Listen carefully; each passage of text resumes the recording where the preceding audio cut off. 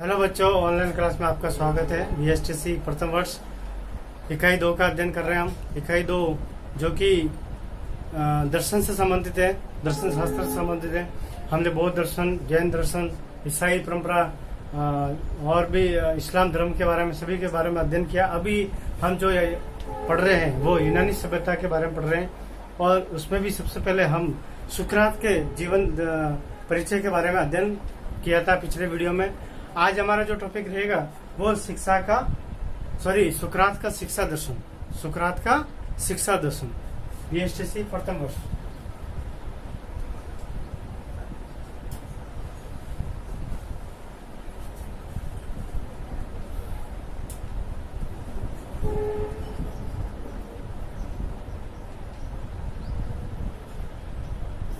शिक्षा के उद्देश्य, ज्ञान एवं पाठ्यचर्या। ज्ञान एवं पाठ्यचर्या। प्रकरण अपना रहेगा सुकरात के शिक्षा दर्शन, यानी सुकरात के द्वारा जो शिक्षा में योगदान दिया गया उसके बारे में हम पढ़ेंगे, अध्ययन करेंगे। सुकरात का शिक्षा के प्रति दृष्टिकोण स्पष्ट था। सुकरात आत्मा के ज्ञान से शिक्षा को जोड़कर देखता था, यानी आत्मा का जो ज्ञान है वो शिक्षा से जोड़कर देखता था। उसके अनुसार शिक्षा प्राप्त करने का अधिकारी वह मनुष्य है जो अच्छे कार्य करता है। मतलब उसी व्यक्ति को शिक्षा प्राप्त करने का अधिकार है जो अच्छे कार्य करता है तथा बुराई से दूर रहता है।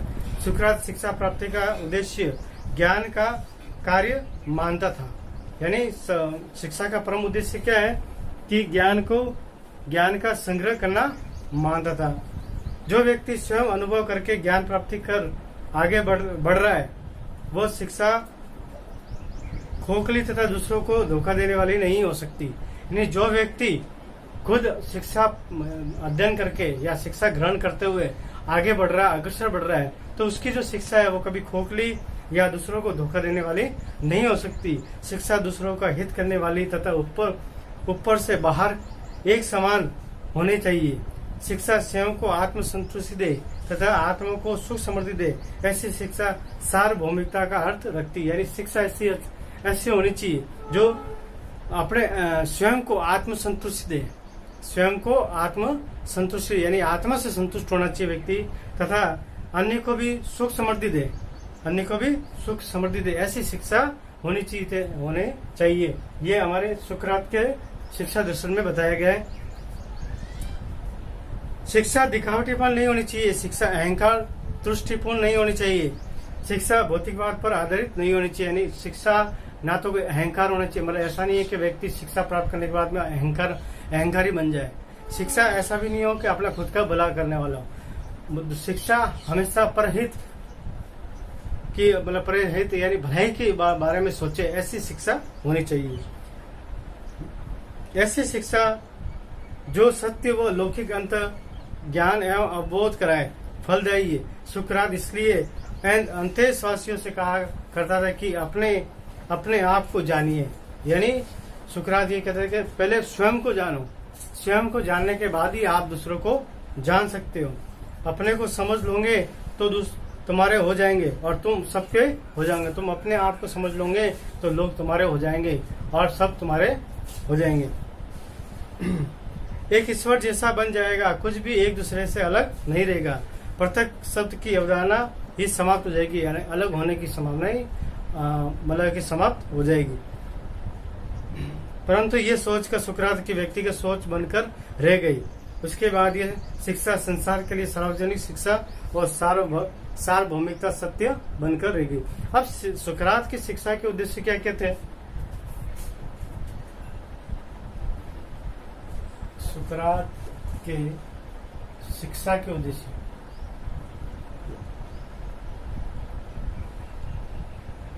यानी हर कार्य का कोई ना कोई उद्देश्य अवश्य होता है। तो सुकरात ने जो शिक्षा दी उसके पीछे क्या उद्देश्य थे?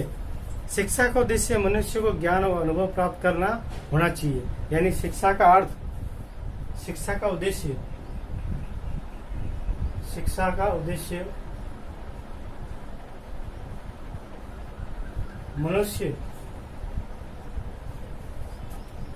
मनुष्य को ज्ञान एवं अनुभव प्राप्त करना हो, अनुभव प्राप्त करना होना चाहिए।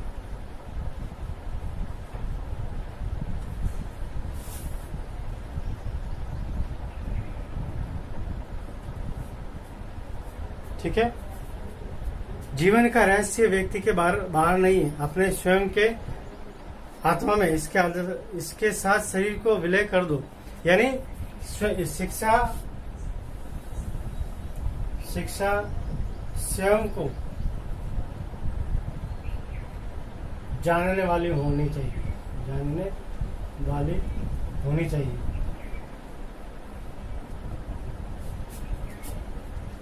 सबसे पहले अपने आप को जानो, फिर दूसरों को। तीसरा है कि अच्छे कार्य करो, बुरे कार्य से दूर रहना शिक्षा का उद्देश्य होना चाहिए। यानी अच्छे शिक्षा का उद्देश्य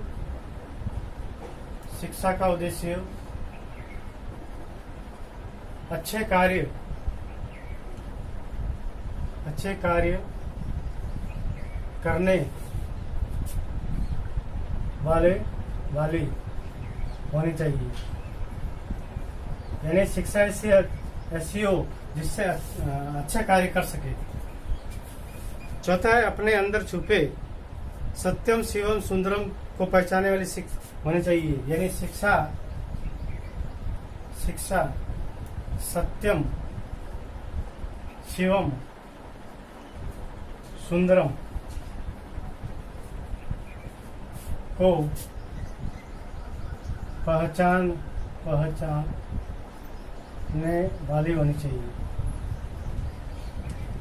होनी चाहिए। यानी शिक्षा सत्यम शिवम सुंदरम को पहचानने वाली होनी चाहिए।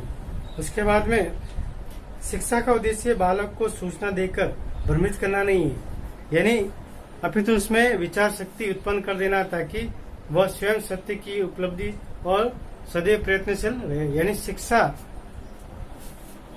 पांचवा है शिक्षा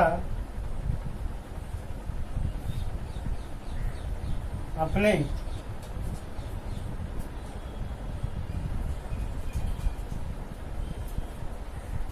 शिक्षा भ्रमित करने वाली नहीं होनी चाहिए, भ्रमित करने वाले नहीं होनी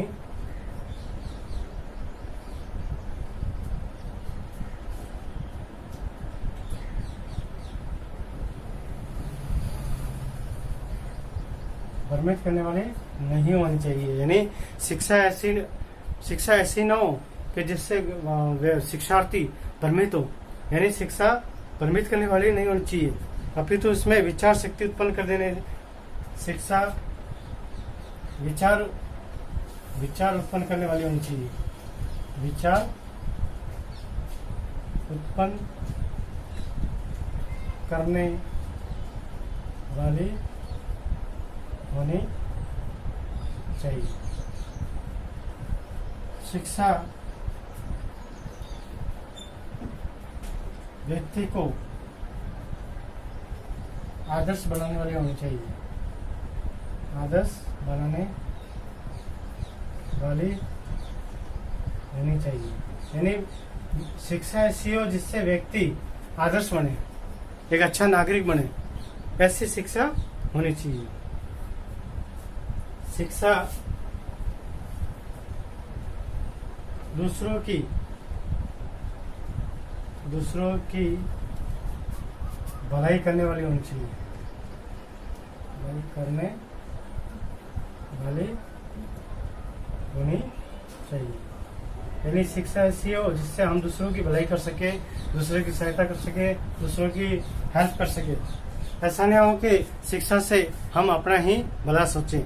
शिक्षा से दूसरों का भला होना चाहिए, दूसरों का भी कहीं न कहीं विकास होना चाहिए, ऐसी शिक्षा हो। तो आशा करता हूँ ये आपको समझ में आए होंगे सुकरात के शिक्षा दर्शन। अगले वीडियो में हम अगला विषय लेकर प्रस्तुत होंगे। धन्यवाद।